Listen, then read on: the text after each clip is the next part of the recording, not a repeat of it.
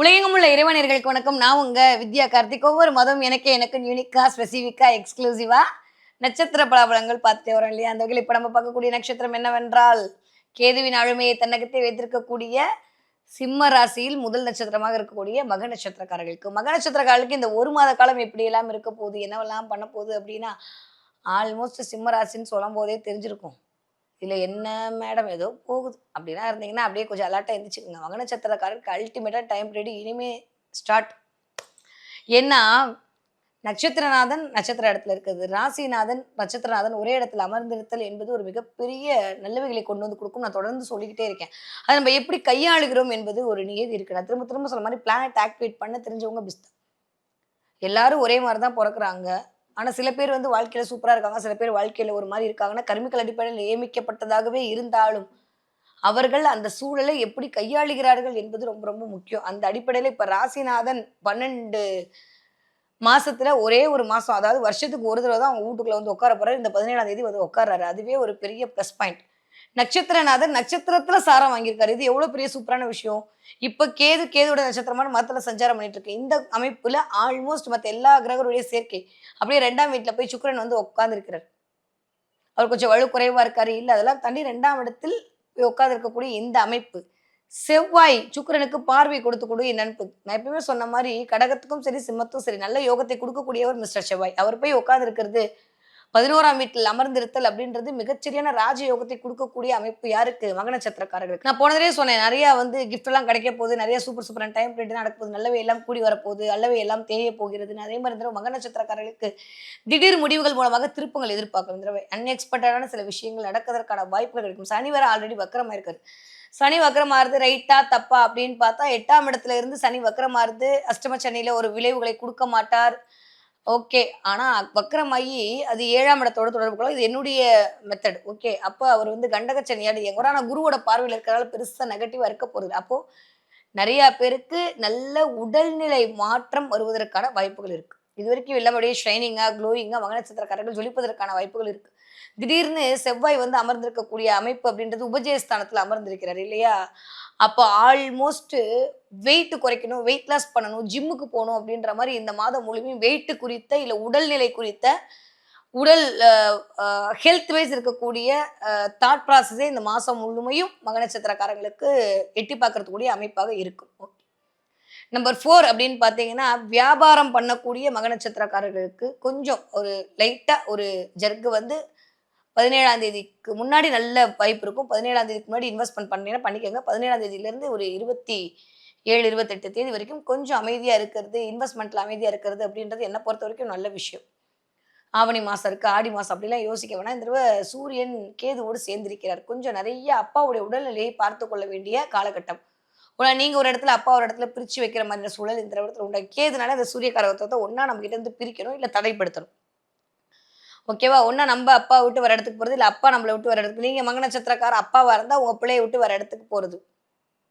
இல்ல விட்ட பிள்ளைய வேற இடத்துல இருந்து கூட்டிட்டு வர்றது.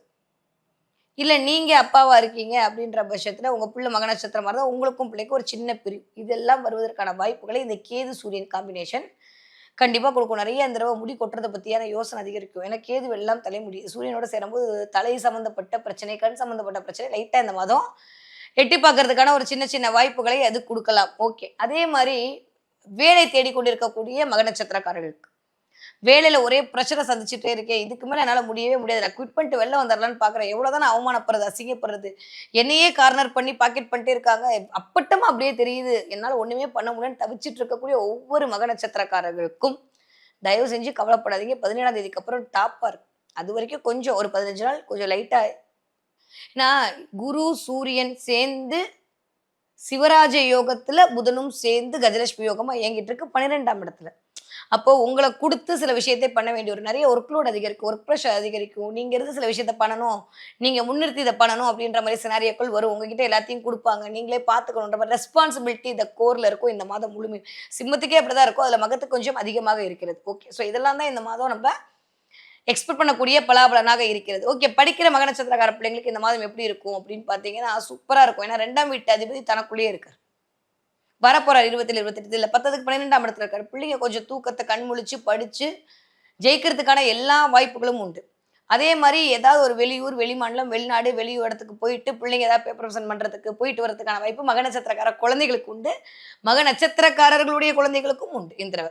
ஏதோ ஒரு டூருக்கு போறது, இல்ல ரவுண்டு போறது, ஏதோ ஒரு பேப்பர் ப்ரெசன்டேஷன் பண்றது, ஸ்கூல்ல எக்ஸ்கர்ஷன் கூட்டு போனாங்க. சம்திங் லைக் ஏதோ ஒரு விஷயத்தோட அவங்க இந்த தடவ ஒரு ரவுண்ட் அடிக்கிறதுக்கான வாய்ப்புகள் உண்டு. ஏன்னா 12ஆம் இடம் என்பது டிராவலை இண்டிகேட் பண்ணக்கூடிய இடம். அதே மாதிரி 3ஆம் இடம் என்பதும் டிராவலை இண்டிகேட் பண்ணக்கூடிய இடம். அப்ப 3ஆம் வீட்டு அதிபதி போய் 2ஆம் இடத்துல கொஞ்சம் நீச்சமாகி இருக்கார் அப்படின்ற போதும் சரி, 4ஆம் இடத்திற்கு குருவோட பார்வை அபரிவிதமா இருக்கும்போது, சுயம் சார்ந்து மக நட்சத்திரக்கார பிள்ளைங்கள் தாம் பண்றது கரெக்ட் அப்படின்ற மாரி கொஞ்சம் லைட்டா அடமன்ட்டா இருக்கிறதுக்கான வாய்ப்பு இருக்கு. இல்லாட்டி மக நட்சத்திரக்கார குழந்தைகள், நீங்க மக நட்சத்திரம் உங்க பிள்ளைங்க கொஞ்சம் அப்படியே கொஞ்சம் அடமன்ட்டா இருக்கிறதுக்கான வாய்ப்பெல்லாம் இந்த ஒரு மாதம் இருக்கு. ஸோ அது அப்படியே இந்த ஒரு மாசம் தானே விட்டுருங்க. ஆட்டோமேட்டிக்கா சரியா போயிடும். 20 வயதிலிருந்து 40 வயது இருக்கக்கூடிய மக நட்சத்திரக்காரர்களுக்கு நிறைய நல்லவை தேடி வரப்போகுது. அல்லவே எல்லாம் தேய போகிறது. திருமணத்திற்கான வாய்ப்புகளுக்கு வெயிட் பண்ணிட்டு இருந்தவங்களுக்கு அதற்கான நல்ல சினாரியோ கிடைக்க போகுது. வாட் எவர் இட் இஸ் எது எப்படி போனாலும் ஏதோ ஒரு இடத்தையோ, ஒரு வீட்டையோ, ஒரு வண்டியோ, ஒரு வாகனையோ உங்களுக்குன்னு உடைமை என்று சொல்லக்கூடிய சில விடயங்களை வாங்கிக் கொள்வதற்கான வாய்ப்புகள் வரும். பிசினஸ் பண்ணணுன்ற எண்ணம் அதிகமா தோணும். குரு வந்து டைரக்ட்டா பார்க்கறனால கடன் வாங்கி தவிச்சிட்டு இருக்கக்கூடிய இந்த வயதில இருக்கக்கூடிய மக நட்சத்திரக்காரர்கள் கடன் அடைவதற்கான வாய்ப்புகள் கிடைக்கும். 12ஆம் இடத்துல சிம்மத்துல வந்து உட்கார்ந்திருக்காரு. அதுக்கப்புறம் திரும்ப வந்து ராசி மேலேயே வரக்கூடிய இந்த சூரியனுடைய அமைப்பு அப்படின்றது 17ஆம் தேதிக்கு மேல ஒரு மாரி 17ஆம் தேதிக்கு அப்புறம் கொஞ்சம் டாமினேஷன் பவர குடுக்கும்.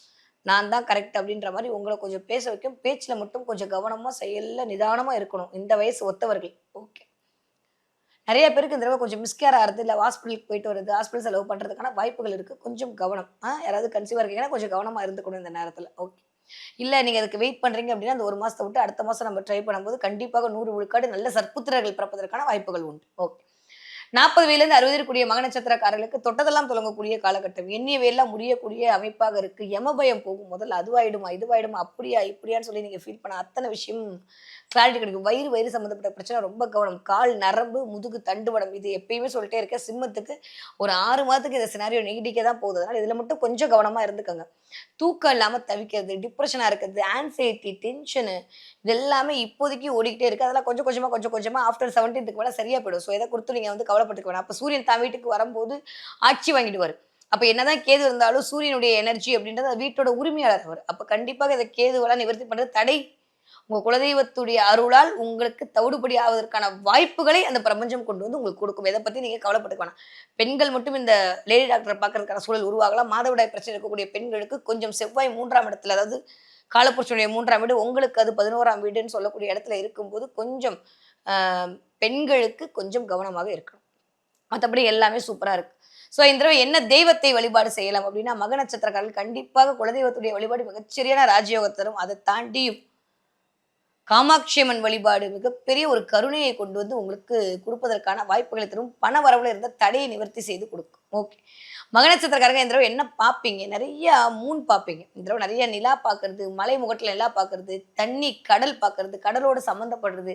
இந்த மாசத்துல ஏதோ ஒரு டயத்துல போய் கடலுக்கு போயிட்டு வருது அப்படின்ற மாரி கொஞ்சம் தண்ணீரோடு கனெக்ட் ஆறதுக்கான வாய்ப்பு. ஏன்னா குரு உட்கார்ந்து, சூரியன் உட்கார்ந்து, அங்கேயே புதனும் உட்கார்ந்து சிவராஜ யோகம் இயங்கிக் கொண்டிருக்கிறது 12ஆம் இடம். அதாவது கடல் சார்ந்த இடத்தை இண்டிகேட் பண்ணும்போது, கொஞ்சம் இந்த பிளானட் அதிகமா இருக்கும்போது, இது சார்ந்த நிகழ்வுகள் அப்படின்றது தெரியும். நெறைய பேருக்கு அம்பிகை வழிபாட்டின் மூலமாக ஆனந்தங்கள் பிறக்கக்கூடிய மாதமாக இந்த மாதம் விடுதலை மலர காத்திருக்கிறது.